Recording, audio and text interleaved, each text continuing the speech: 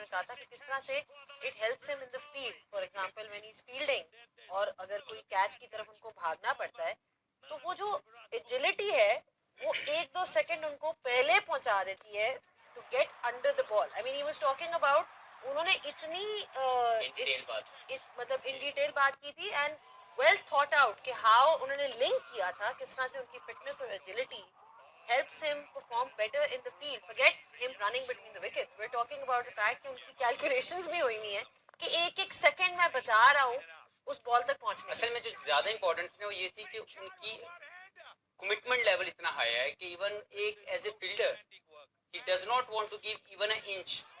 यार ये यहाँ से कैसे गुजर गया, उसने अपने स्टैंडर्ड इतने हाई किए।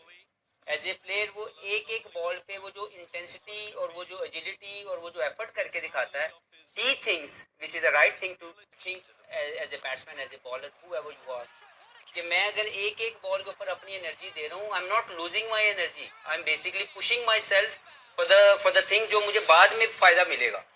उसकी एक बॉल के ऊपर जो वो पुश करता है, ही बिलीव्स कि उसकी बैटिंग में उसको उतना फायदा मिलता है क्योंकि उसकी बॉडी कम के ऊपर सेटिस्फाइड नहीं होती।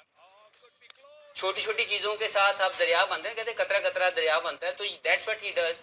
उसकी स्मॉल एफर्ट, वो ये नहीं सोचता कि मैं एनर्जी लूज कर रहा हूँ, वो ये सोचता है कि ये मुझे पुश करेगा मेरी बैटिंग में और मैच विनिंग इंटेंसिटी को मेंटेन करने।